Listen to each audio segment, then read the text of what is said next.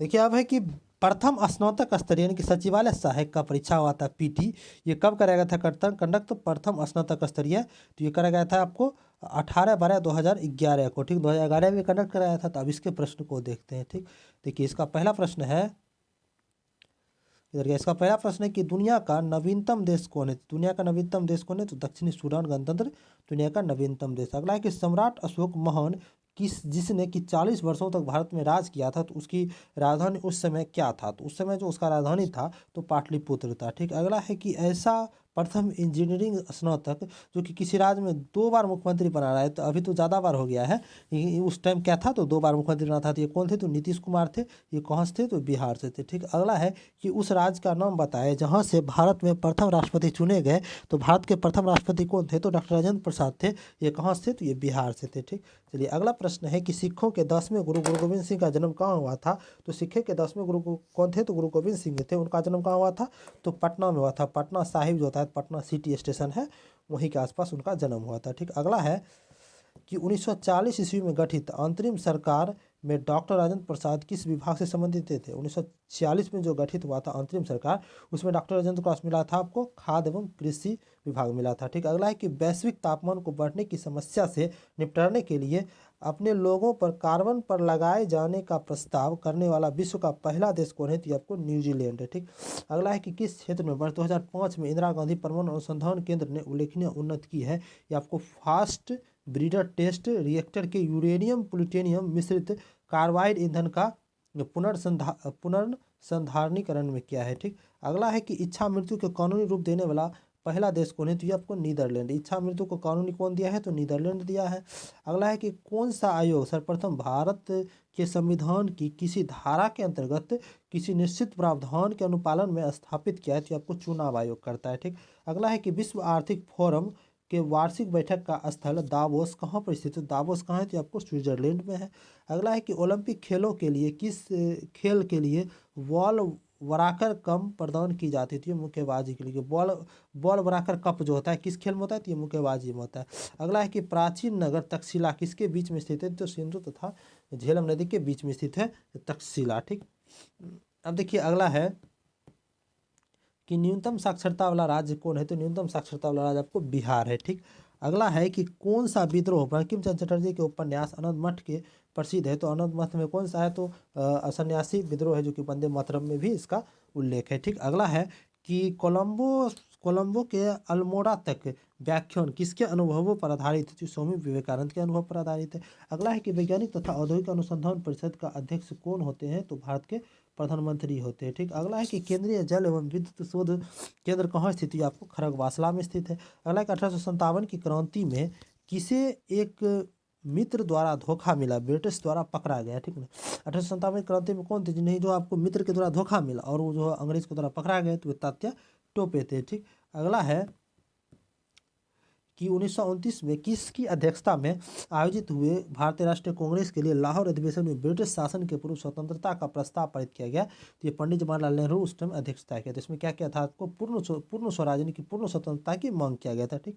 अगला है कि राजनीति का कौन सा एक ऐसा दिशा निर्देशक सिद्धांत महात्मा गांधी के दर्शन से जुड़ा हुआ है? ये ग्राम पंचायतों का स्थापना जो है हमको महात्मा गांधी चाहते थे ग्राम पंचायत का स्थापना हो, ठीक ना। तो ये किस अनुच्छेद में दिया? तो अनुच्छेद 40 में दिया हुआ है, ठीक। अगला है कि हड़प्पा सभ्यता किससे संबंधित है? तो हड़प्पा सभ्यता कैसा है? तो ये कांस्य युगनी सभ्यता है हड़प्पा सभ्यता। अगला है कि भारत तथा चीन के बीच सीमा बनाने वाली रेखा कौन है? तो यह आपको मैकमोहन रेखा, ठीक। अगला है कि किन देशों के समूह से भूमध्य रेखा गुजरती थी? कोलंबिया, केन्या तथा इंडोनेशिया के समूह से भूमध्य रेखा गुजरती। कौन कौन है? तो कोलंबिया, केन्या तथा इंडोनेशिया, ठीक। अगला है कि चीनी तीर्थयात्री ह्वेनसांग ने भारत का भ्रमण किसके शासनकाल में किया था? ये था आपको हर्षवर्धन के शासनकाल में। अगला है कि पूर्ण क्रांति का आह्वान किसके द्वारा किया गया? तो पूर्ण क्रांति, संपूर्ण क्रांति से कहते हैं, इसका आह्वान जयप्रकाश नारायण के द्वारा कराया गया था, ठीक। अगला है कि विंग्स ऑफ फायर के लेखक कौन है? तो विंग्स ऑफ फायर के लेखक एपीजे अब्दुल कलाम है। अगला है कि भाखड़ा नंगल बांध कहाँ स्थित है? सतलज नदी के तट पर स्थित है। अगला है कि कलहन द्वारा रचित राजतरंगिणी है, तो ये क्या है? तो राजतरंगिणी क्या है? इसमें क्या आपको कश्मीर का इतिहास है राजतरंगिणी में, ठीक। अगला है कि राजा राम मोहन राय किसके संस्थापक थे? राजा राम मोहन राय थे ये आपको ब्रह्म समाज के संस्थापक थे, ठीक। अगला है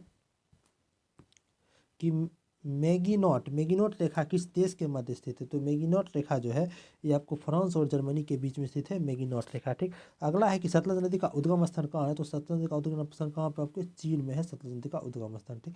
अगला है कि भारतीय संविधान सभा ने भारतीय राष्ट्रीय ध्वज को रूपरेखा कब अंगीकार किया था? तो ये 22 जुलाई 1947 को ध्वज का रूपरेखा अंगीकार किया था। ठीक। अगला है कि भारतीय राष्ट्रगान पहली बार कब गाया गया था? तो ये 1911 ईस्वी में गाया गया था भारतीय राष्ट्रगान को। ठीक। अगला है कि भारत में श्वेत क्रांति के जनक कौन है? तो डॉक्टर वर्गीस कुरियन कौन है श्वेत क्रांति के? श्वेत क्रांति में किसके उत्पादन में वृद्धि हुआ था? इसमें आपको दूध के उत्पादन में वृद्धि हुआ था। ठीक। अगला है कि भारत का राष्ट्रीय फल क्या है? तो भारत का राष्ट्रीय फल क्या है? तो आम है। अगला है कि भारत में हरित क्रांति का जनक किसे माना जाता है? तो MS स्वामीनाथन को भारत में हरित क्रांति का जनक माना जाता है। ठीक।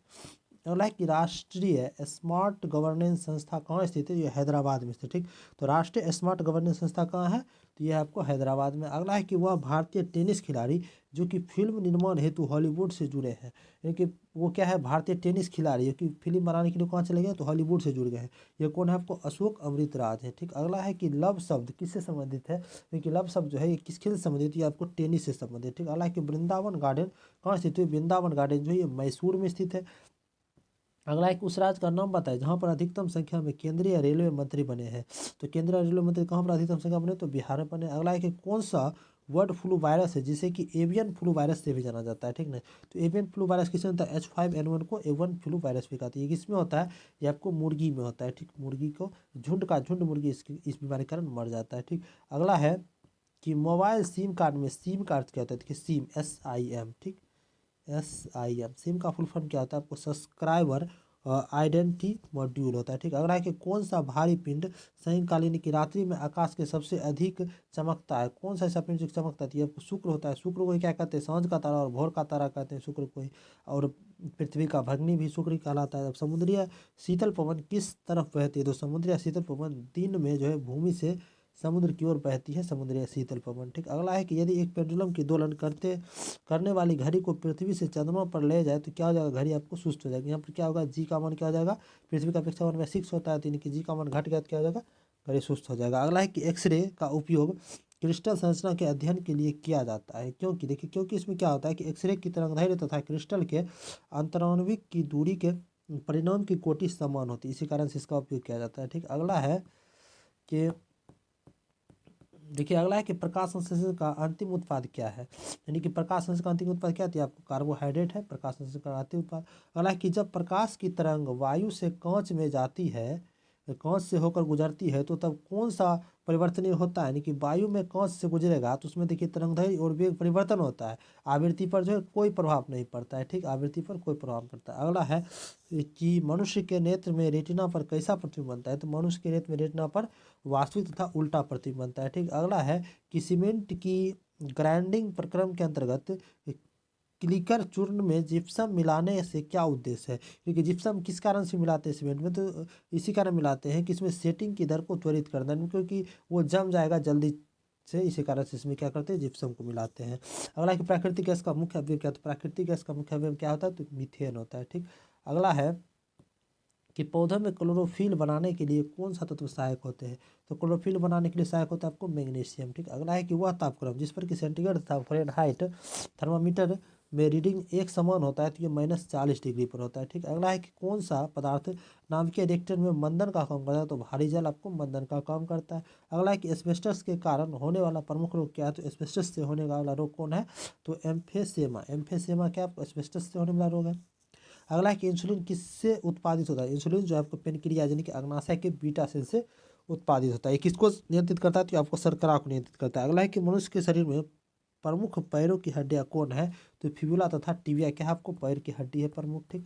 अगला है कि विटामिन ए की कमी के कारण कौन सा रोग होता है? तो ये आपको नाइट ब्लाइंडनेस होता है। ठीक। अगला है कि वायु का वेग किससे संबंधित? तो वायु का वेग दाब प्रवणता से संबंधित है। ठीक। अगला है कि मानव शरीर में रक्तचाप किसके नियंत्रित होता है? तो ये अधिवृक्क ग्रंथि के द्वारा रक्तचाप नियंत्रित होता है। अगला है कि कंप्यूटर में वायरस किससे संबंधित है? तो प्रोग्राम से संबंधित है कंप्यूटर में वायरस। अगला है कि अधात्वीय सामान्यतः विद्युत के कुचालक होते हैं परंतु ग्रेफाइट विद्युत के सुचालक होते हैं। क्यों? इसमें क्या होता है कि शीतलन बंध इलेक्ट्रॉन होते हैं। ठीक। इसी कारण से ऐसा होता है। अगला है कि वातावरण में सर्वाधिक प्रचुर मात्रा में कौन होता है? तो वातावरण में देखिए सबसे प्रचुर मात्रा में है नाइट्रोजन गैस पाया जाता है। ठीक।